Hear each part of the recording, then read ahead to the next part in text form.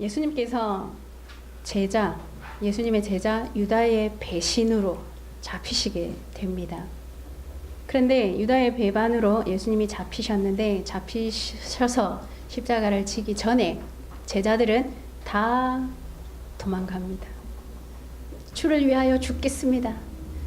예수님과 함께 하겠습니다. 이랬던 제자들이요, 다 도망갑니다.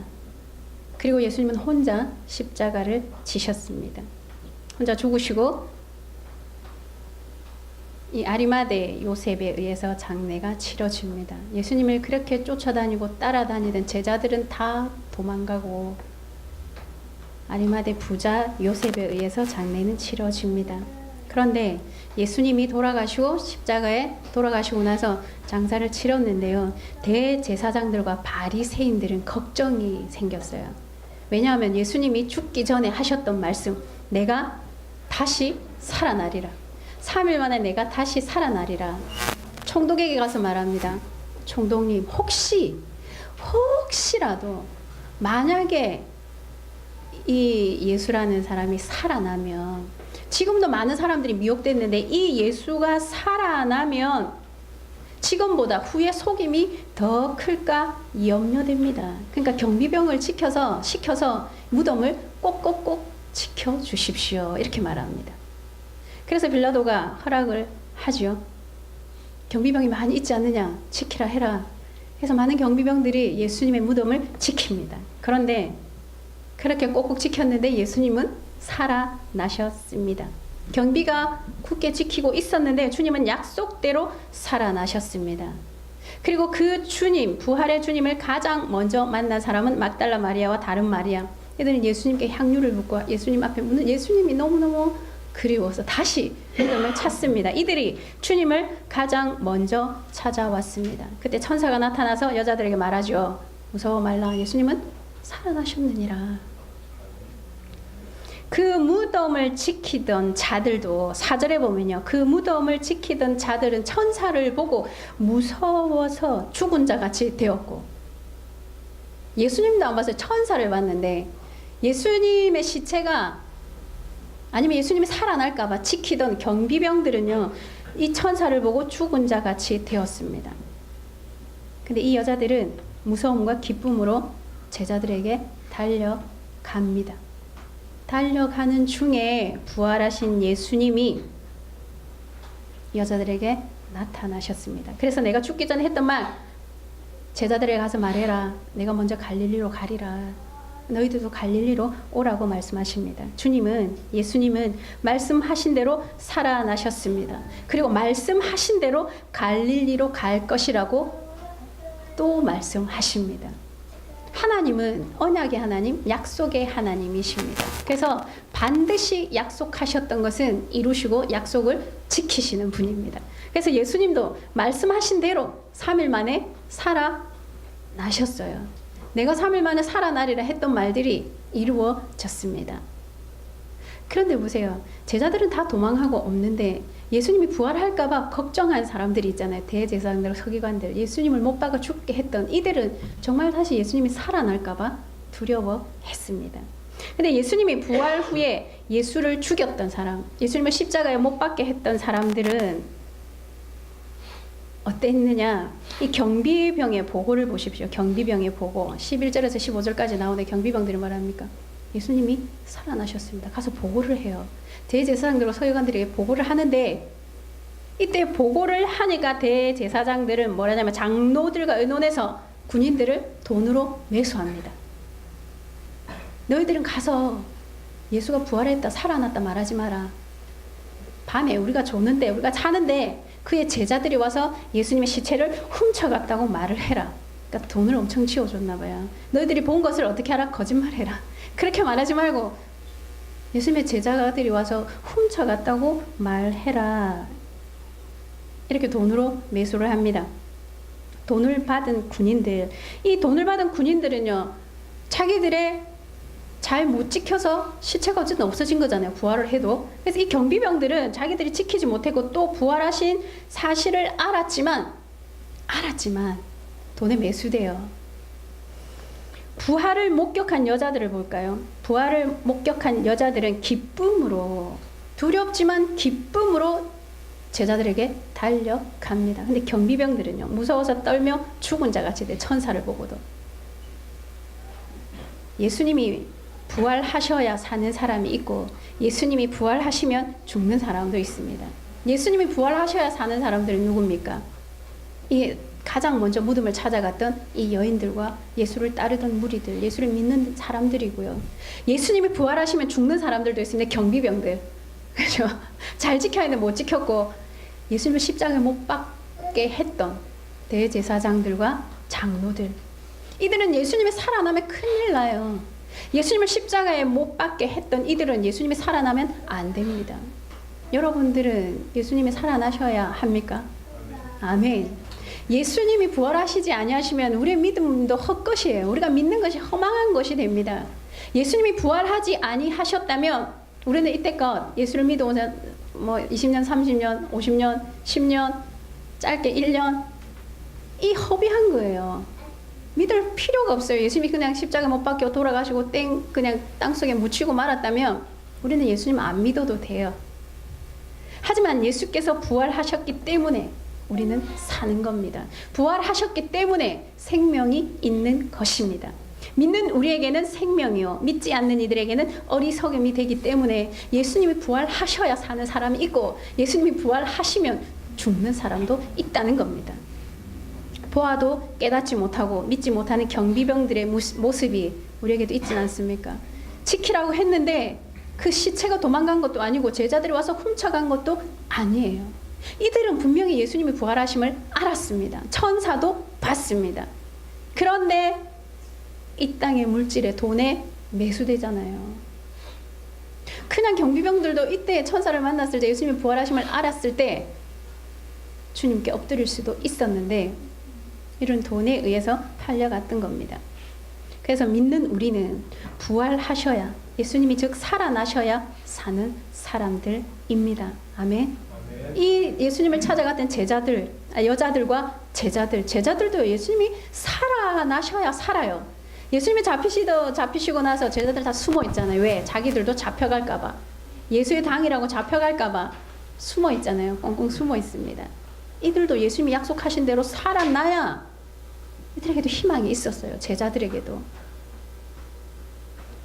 그리고 부활하시면 죽는 사람, 경비병들과 대제사장, 장로들. 또 한 부류의 사람이 있습니다. 부활과는 상관없는 사람.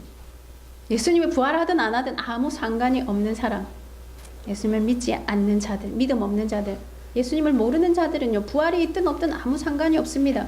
그냥 지금부터 죽어 있는 자들은 예수님이 부활하시든 안 하든 상관이 없어요. 죽는 것도 아니고 사는 것도 아닙니다. 우리에게는 생명이 되시는 그 분이시지만 저들에게는 어리석어 보인다고요. 예수님이 살아나심을 목격하지 못한 제자들도 예수님이 죽음과 동시에 다 도망가잖아요. 여러분은 어떤 사람입니까? 예수님이 살아나셔야 사는 사람입니까? 살아나면 죽는 사람입니까? 예수님이 살든 죽든 아무 상관없는 사람입니까? 우리는 예수님이 살아나셨기 때문에 지금 이 시간 이 자리에 있는 겁니다. 그 생명이 우리에게 부여됐기 때문에 우리는 그 남은 여생 예수 그리스도가 사셔야 되는 그 삶을 살아가고 있는 것입니다. 아니면 우리는 부활의 주님을 만나고도 의심하고 있지는 않습니까? 정말 부활하신 주님이 예수님 맞는가? 하나님의 아들 맞는가?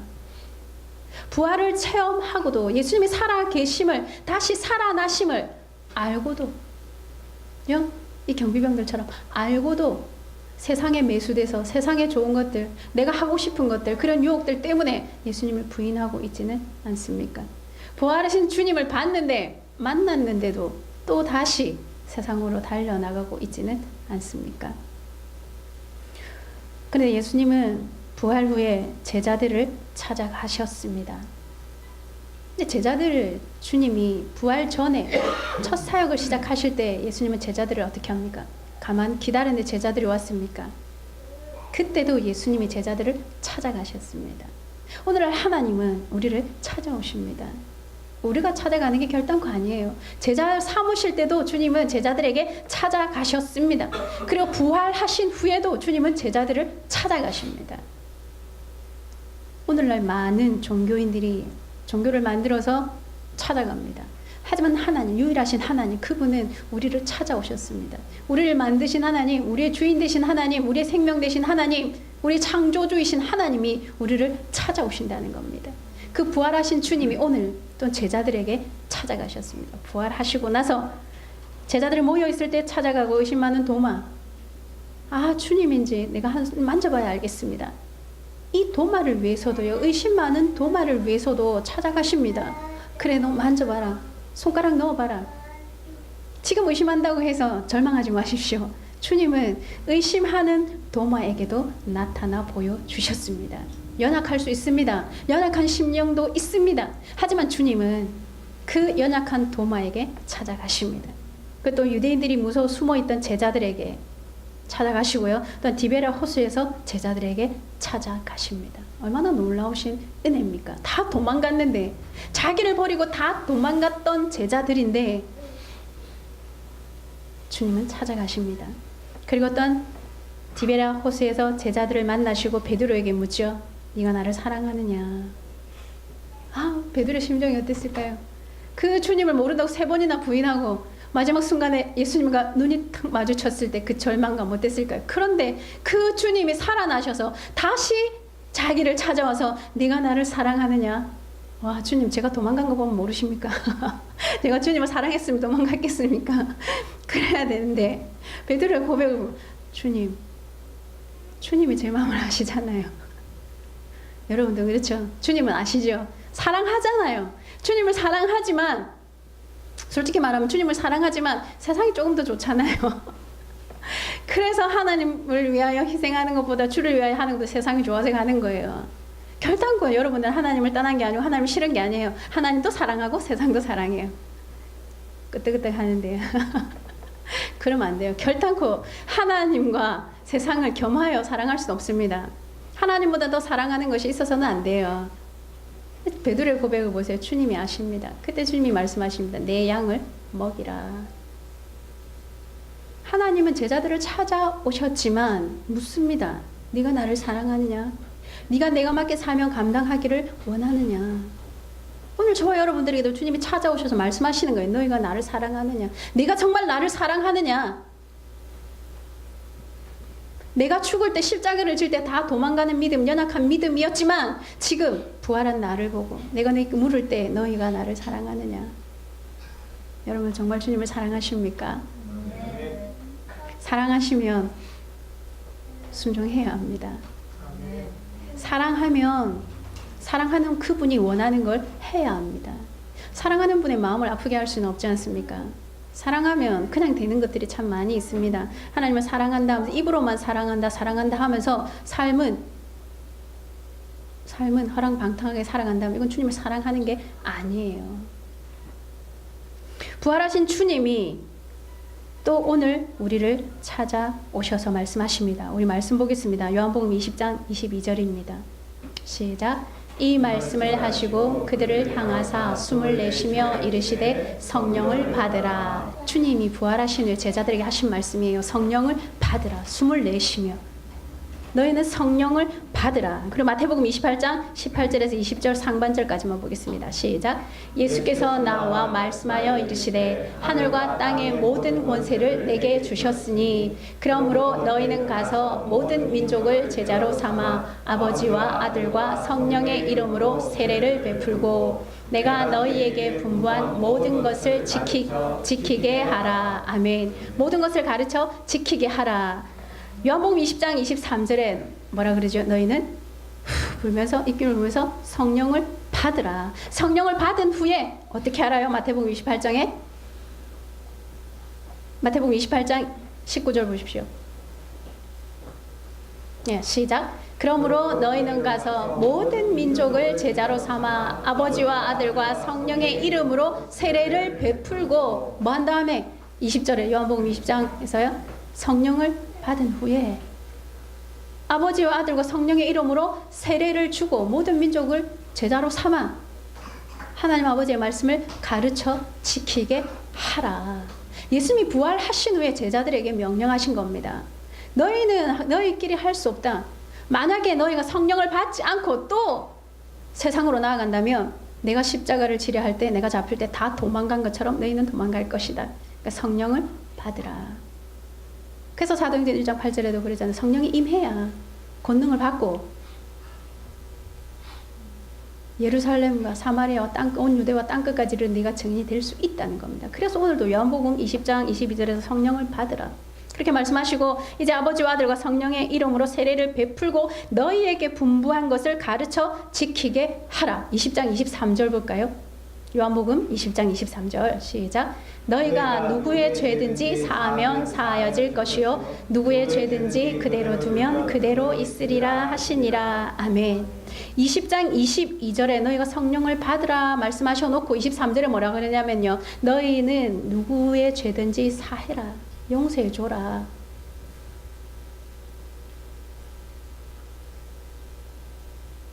예수님의 제자들 중에 어느 누가 예수님을 더 사랑했다고 할 수 있고 어느 누가 주를 위해서 더 헌신했다고 할 수 있습니까? 똑같아요. 먼저 도망간 자나 뒤에 도망간 자나 다 똑같습니다. 너희 죄를 사해라. 맨날 고백하잖아요. 내 죄를 사해 준 것 같이 주님 내 죄를 사해 주시옵소서. 주기도문, 주님께서 가르치는 기도문에도 있습니다. 너희 죄를 사한 것 같이 죄를 사해 줘라. 우리는 누구를 정죄하거나 판단할 의가 없습니다. 우리에게는. 그래서 주님도 성령을 받은 후에 가르쳐 지키게 하라. 무엇을요? 서로 사랑하라. 서로 죄를 용서해라. 이 말씀입니다. 우리가 가르쳐 지켜야 할 게 뭘까요? 하나님의 나라를 가르쳐 지키고 예수 그리스도의 복음을 증거하고 예수님을 가르쳐야 하는데, 그 예수님이 가르치신 게 뭡니까? 예수님 우리를 위해 죽으신 거잖아요. 우리 죄 때문에 죽으신 겁니다. 너희도 서로 그렇게 이웃을 정죄하지 말고 죄를 용서해줘라, 사해줘라, 이렇게 말씀하고 있습니다. 마태복음 6장 6절도 볼까요? 시작. 너는 기도할 때 네 골방에 들어가 문을 닫고 은밀한 중에 계신 내 아버지께서 기도하라. 은밀한 중에 계신 내 아버지께서 갚으시리라. 아멘. 6장 6절 이건가요? 제가 잘못 줬나 봐요, 또.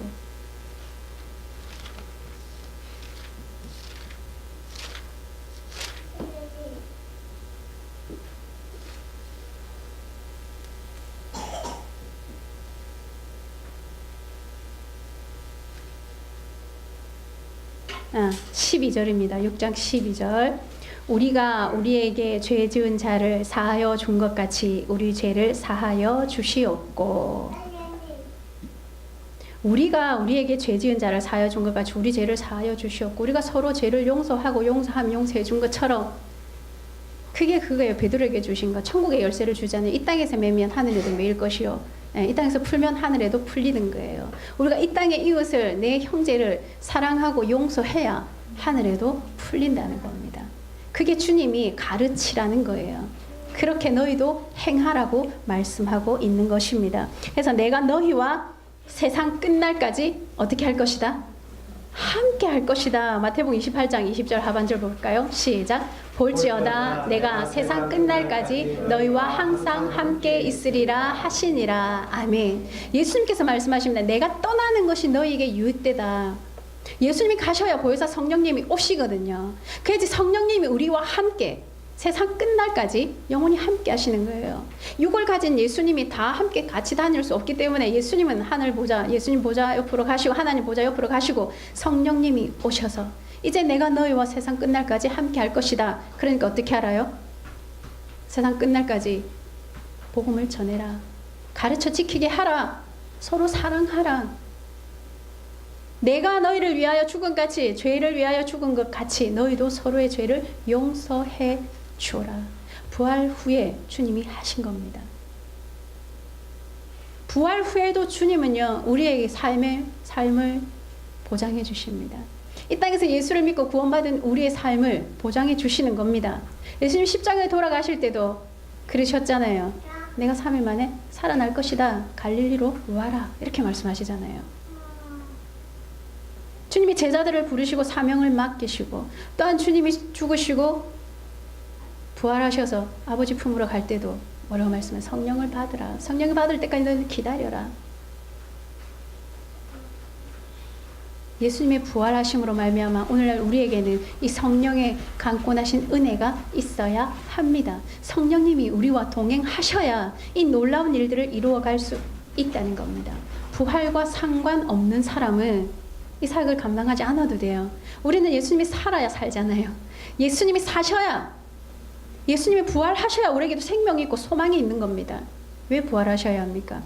이 땅에 그 복음의 사역을 다 감당하시기 위해서, 또 주님이 우리와 영원히 함께 하시기 위해서 이 놀라운 은혜가 저 여러분들에게 있어야 됩니다. 부활하신 주님이 오늘 찾아오셔서 말씀하시는 거예요. 너희는 내가 가르친 것을 지켜 행하게 해라. 너희가 먼저 배우고 믿고 딱 그 복음을 들고 나가라. 세상 끝날까지, 세상 끝까지 이 사명을 감당하라고 말씀하십니다. 아멘. 부활하신 주님 새 생명을 가지고 우리에게 오셨습니다. 우리에게도 생명의 역사, 살아있는 영의 호흡이 나타나야 합니다.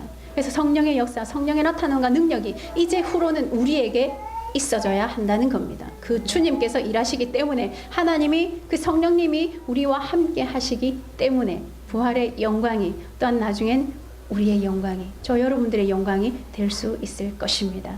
아멘. 그 부활하신 주님의 은혜 감사드리며 우리 찬양 하나 하겠습니다. 성령님, 이 시간 우리에게 오시옵소서. 이제 예수님은 부활하셨습니다. 살아나셨습니다. 죽음을 이기시고 살아나셨는데 우리는 아직 죽은 자같이 살아서 되겠습니까? 우리도 살아나야 됩니다. 우리도 육의 것을 벗고요.